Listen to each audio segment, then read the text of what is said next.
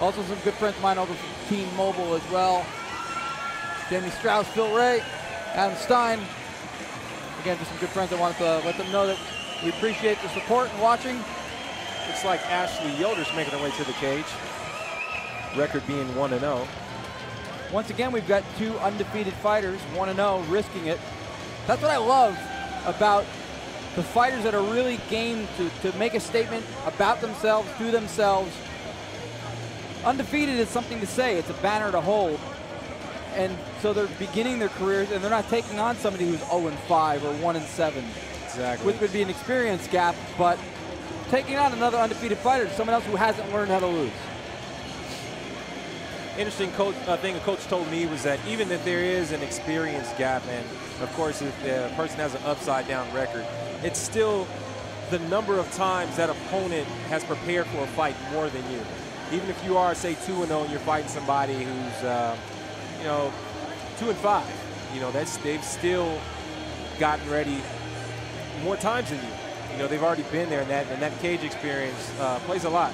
And as mixed martial arts starts to kind of develop out of its adolescent phases, this is where I hope amateur experience and fighters take a lot more time to develop an amateur record before they turn pro. When I started, and probably when you started, there was basically no amateur. Exactly. There was really no. 2006, there wasn't an amateur option. You started fighting pro right away. Was there even color TV?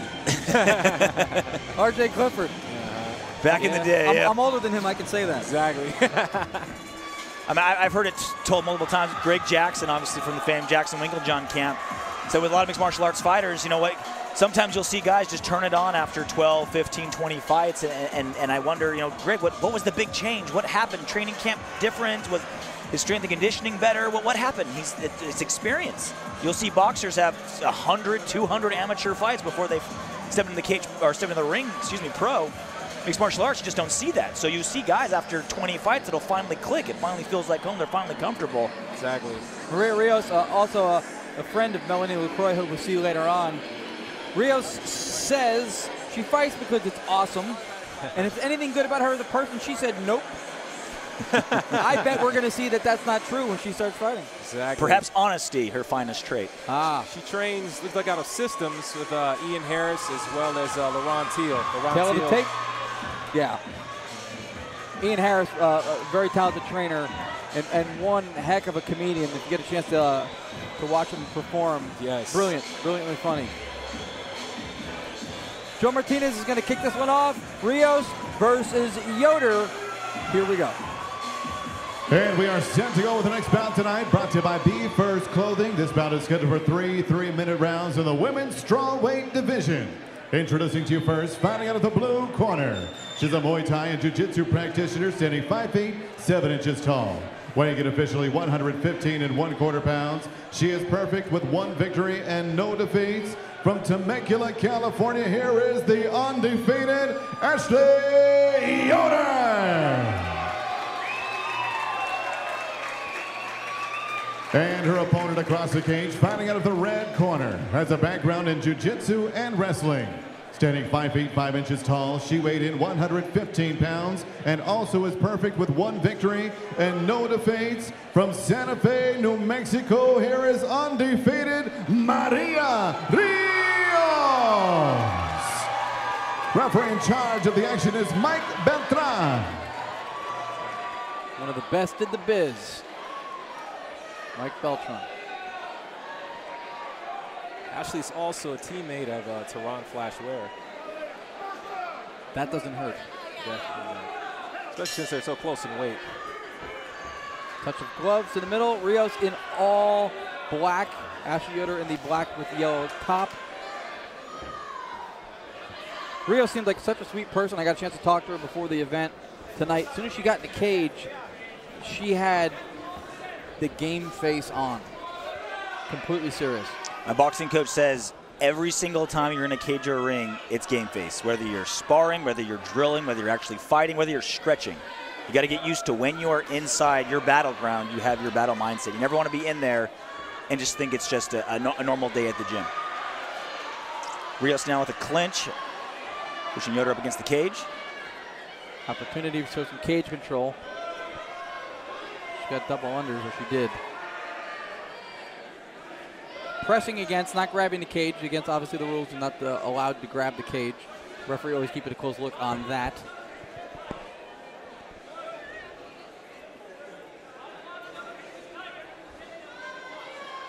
I love that you have an educated crowd that come to these fights here for Bamma, because when stuff starts happening and it looks like somebody's lobbying for position, they get quiet. Like reverence. Well, you're at the edge of your you're somewhat at the edge of your seat. You're wondering, all right, what's going to happen here? Are we going to get a takedown? Are we going to get a big strike? I'm at the edge of my seat just so I can reach the floor. That's why I do it. Body lock now by Rios. Best position so far for her in this clinch. You're going for good head position. Rios says the ground is where she'd like the fight to go. Definitely, I can definitely feel that. She has a clinch pretty hard. Rios did a good job with her head. See, and it was a right break, but right at that moment was when Rios had good position. She had the body lock, and she had the forehead underneath Yoder's face. Good right hand landed by Rios. Sneaky right hand. Now it's Yoder going for the takedown. Rios has a good position here. Yoder going for kind of a head and arm that is kind of a tough position to get. Kind of an old school schoolyard headlock there. Yeah, Rios should be able to just lift and slam Yoder in this position. Her hips are in good position. She's got the body lock. Or a knee tap, from reverse. Rios can get a takedown in the last 40 seconds of this round. It could be enough to seal it, or it should be enough to seal it. Yeah, all right, back to the over-under clinch. Imagine Rios would want to stay more clinched because, they're both being unexperienced, and her fighting the southpaw as well.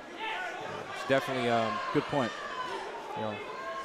If you want to go to the ground and you're still not used to fighting left-handed fighters. We always hear the difference fighting a southpaw with the stand-up aspect of boxing or kickboxing. How much of a factor is it if you're a ground game expert and this is where you want to take it and the person's a southpaw? Well, for me, it's a little bit different because, my shots are easier. Definitely easier to shoot a lead-led single. But you definitely have to worry about walking right into one. Well, head kick by Yoder blocked, follow up with a straight left hand, and that one connected. But not much of an effect as Rios raises her hands as if she had not got punched in the face. Yeah, very close first round. A couple shots exchanged, but mostly just clinch position. Kind of hard to score that one. Very close. Very close. Inexperience is almost in a way an advantage when facing a southpaw because you're not so set in your ways as a regular stance fighter against a regular stance fighter.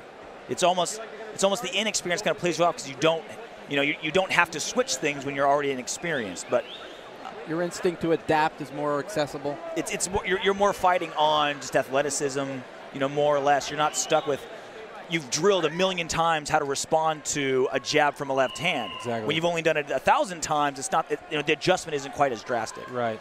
I would definitely say the advantage goes to the southpaw fighters since they're so used to fighting conventional style fighters. I think every case, all things being equal, the southpaw fighter has the advantage because they're used to it. So used southpaw to fighters hate fighting southpaw fighters. Yeah. Irony. Second round of action scheduled for 3 3-minute rounds. Ladies touch gloves. Rios again in all black, Yoder black and yellow. Good push kick by Yoder coming out. Imagine her coaches should have definitely told her, let your hands go. I might lean the first round to Rios on aggression. She's winning the clinch battle. Like she won this. She's currently winning this clinch battle. She won most of it last round. Yeah, I would agree with that. She ate a couple shots too, but she landed a few of her own. If I was Rios, you've got the body lock, going for a leg trip, drop down to a double leg if you can. Exactly. Pull the bear hug into your hips and drive her down. Bounce her off the cage is an option as well. Get your momentum to push her off the cage and get her moving backwards. Because leaning against that cage is like a third leg. It completely changes the leveraging of standard clinches and tie-ups. Also, she can get her forehead under her chin while she's against the cage. That does a lot to it, especially a striker. Take their eyes away from their targets they definitely can't see. Both of them have landed some straight shots punching. I know there's been an emphasis towards cage control and getting this thing to the ground, but when they both let their hands go, they're finding the target. Exactly. I'm wondering if Rios even really wants this on the ground and is kind of content to win a clinch battle because she had a single leg. She caught a kick from Yoder and had it up. And she's winning the dirty gave boxing. It up. Yeah. She's definitely winning the dirty boxing. If she wants to make it kind of a grinded out match, I think she'll definitely pull that off against Yoder. Well, she's certainly winning the position, no question. She doesn't seem desperate at all for a takedown. Going back to that body lock if she feels comfortable. Yeah, I think somewhere along the way between starting the fight and getting it to where she wanted on the ground, she's finding some success with the dirty boxing, with some of the striking from a distance, and she's going with it. That's just smart. And it can be frustrating for a fighter like Yoder on the receiving end of it, because you don't really feel like you're losing. And there's the takedown. Trip takedown by Yoder.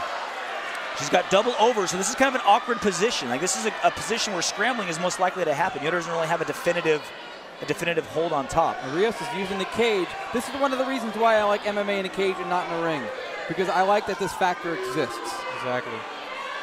Putting your opponent up against the cage is an all different factor. Against the cage, she can walk the cage to try to escape. And you have nowhere to go. You have nowhere to escape to. Right now, Rios on the bottom, she can't go to her left. She is working for the armbar. Now she got to watch, Yoder's got to watch the up kicks from Rios. Knee bar attempt now by Rios. Got to be careful with that arm trap. Yoder's wise to it. Now sitting in half guard, up against the fence. Good position here for Yoder to land some ground and pound in the last 20 seconds of the second round. Needs to get that left hand underneath, get a wizard so she can go ahead and stand up. And you can see Rios comfortable on the ground just by everything she's been looking for. Again, right here. Another leg attack by Rios. Leg attack, yep.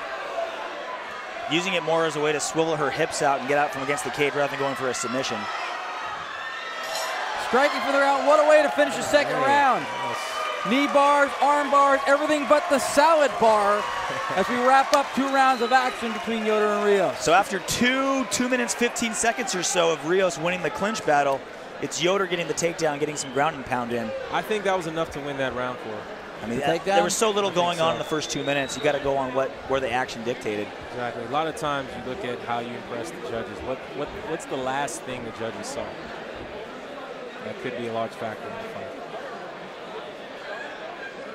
Ian Harris giving Maria Rios some advice. Looking cage side, legend judo Jean LaBelle. A staple judging in Southern California, specifically the Bamma shows. And it's good when you see those type of people sitting there with a scorecard, because a lot of the subtleties, attempts, escapes, there's a lot of things that need to get scored or factored in, especially when the fight gets close, and somebody who doesn't know what they're looking at, especially intricately, is going to miss things. And it's the beauty of making your debut in Southern California, which is the home of so many seasoned refs. And Mike Beltran, Herb Dean, reffing tonight. Yes. Jean LaBelle as a judge. I mean, if you're fighting, you're making your debut in the Midwest or somewhere, you may not get such experienced judges and refs. Yes. Third round of what is becoming more and more of a heated battle. Ladies came out definitely more active. Another head and arm throw attempt, and she gets it. Yoder for the takedown again. And she's trying to ground and pound, but she's getting attacked from feet over her head. There's a really cool arm, like a leg triangle key lock attempt right here. If Yoder can get Rios's left arm in between her legs, there's a very, very cool position where you can get a key lock with your legs. It's one of the very first submissions I learned when doing jiu-jitsu, because it's so easy to get from this position. Unfortunately, you stop thinking about that when you're getting punched in the face. Yeah. Rios is up. Now Rios is going to sweep this position. Oh, beautiful job by Rios. Yeah. That's the danger of that head and arm, that kind of that scarf hold on top. There's just so many good escapes from there. Yeah, and your whole side, whatever your head and arm, if you're committed.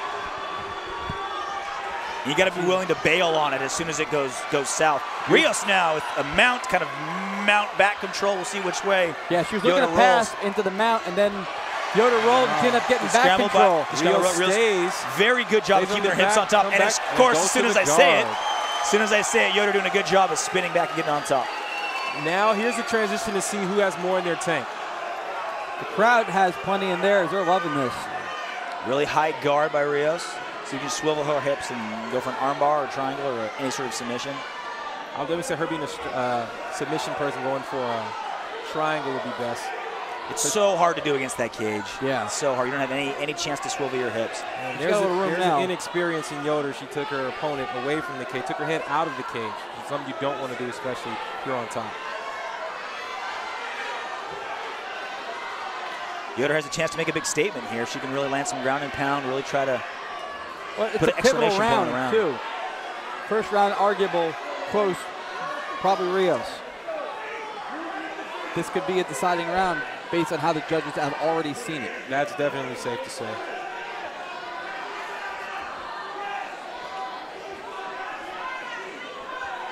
Final half a minute left. Mike Belcher standing him kind up. of a quick stand-up there by Ref Belcher. Maybe saw something I didn't, but it looked like Yoder was working on top. Rios now responding. I think Rios senses the urgency. That's Just coming paying out off wrong. the Landed some shots. flurry of punches. This is how pushing she Yoder fought in away. the first and second round. Doing a great job of pushing Yoder away. Well, she was making room to punch. Right hand lands. Landing again. Another Landing right hand again. lands. She might be fighting the clock as much as she is Yoder. Wow. Landing again. And that's it. What a flurry at the end. Definitely a by good way to Maria impress Rios. the judges. Good sportsmanship. RJ, so many times when we do fights and there's a female mixed martial arts fight on the card, I'll go back to this statistic. It's something to the effect that when there's women on the MMA card, it represents maybe 5–10% of the whole card. But like 80% of the time, give or take 85%, it's fight of the night. Yes, yes. I believe women coming into the cage, they still, even though you have, Ronda Rousey, Miesha Tate, women who are pivotal, who definitely can show that they can flat out fight. Women still think they have something to prove, I believe, in MMA. That was a crucial grappling element right there. The takedown and then the scramble, Yoder get on top. Because Rios had back control, both hooks in. That could have been disastrous, but Yoder kept moving, kept adjusting position, was able to slide Rios off of her. And now we're stuck in a place where we have no idea who wins. And here's towards the end of the third round, Rios just going for broke with punches. You got a few in there. Definitely felt the sense of urgency.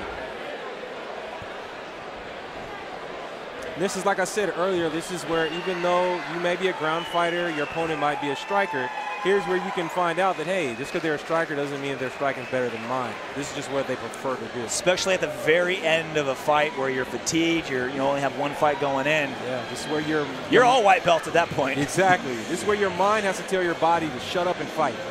Bite down in your mouthpiece and, hey, just give it. Leave it all in the cage. They both definitely left it all in the cage. Fantastic performance. Any predictions on what the judges score here? Pain. That's all I got. I think someone won and somebody lost.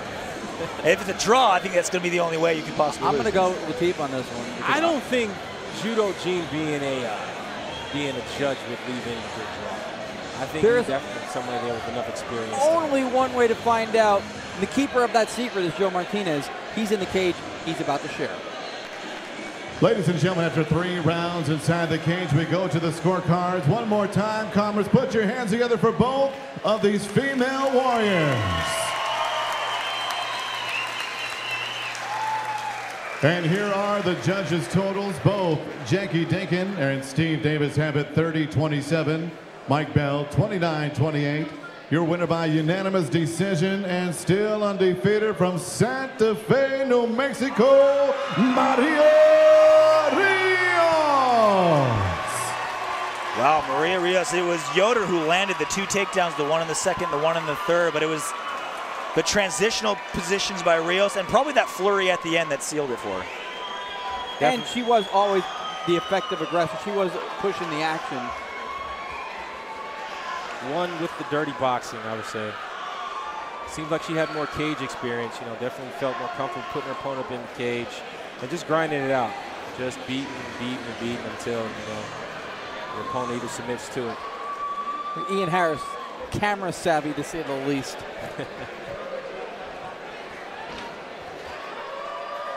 That was the third of 6 3-minute rounds. You heard me right. In California, you have the option to have a 3-minute round.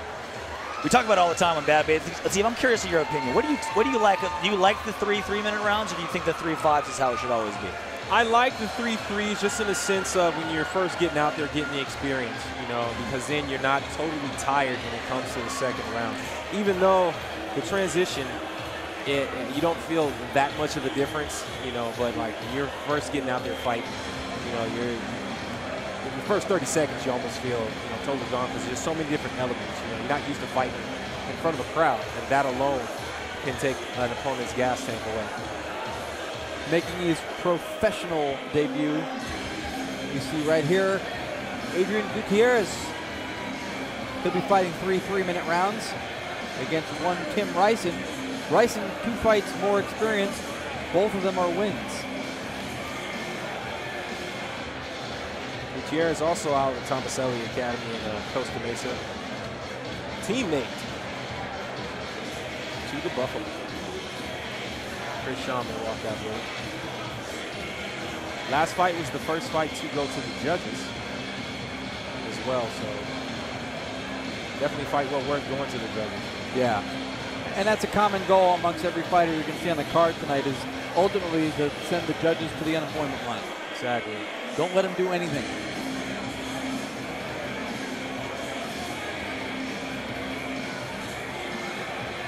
You're watching Bamma USA here live at the Commerce Casino, Commerce, California. Nice night here. Crowd, always capacity for the Bamma shows. And plenty of action to come. Headlined by Terrion Flash Ware taking on Jeff Martin.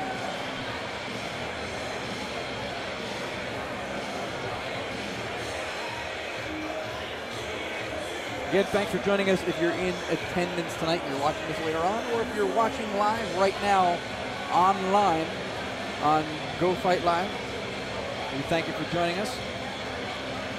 I'm the Yak Man, Ronnie Activity, joined by R.J. Clifford and an honored guest, Lateef Python Williams. Pleasure to be here. Joe Leonidas Henley walking out in that corner, as well as Chris Real Deal Beal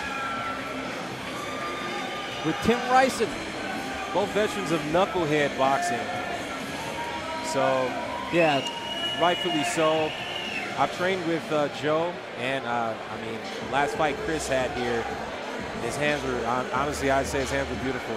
Yeah, and that's knuckleheads. Yeah. To say that knuckleheads produces quality strikers, and to say that produces quality chickens. It's undeniable. I mean, Chris looked like he was chasing his opponent around with a steel fan in his hand. And every time he caught him against the cage, you just saw just rapid fire, rapid fire. Tail of the tape. Right there. Difference in height between Ryson and Gutierrez. The Tyrant, little tyrannically taller. JR, how do you feel about a 0-0 opponent taking on a 2-0 opponent? I mean, debut against somebody with 2 fight experience. Maybe the manager saw something I didn't. And also, I mean, when you're 0-0, you don't come to the matchmaker with a lot of leverage. You know, it's pretty hard to demand an opponent when you've never fought before. This is true. And maybe, you know, maybe his manager and Adrian Gutierrez saw something in Ryzen. Obviously, beating a 2-0 guy out of the gates better for your career than beating an 0-0 guy. That's true. That's where management is so important for a fighter, especially starting out.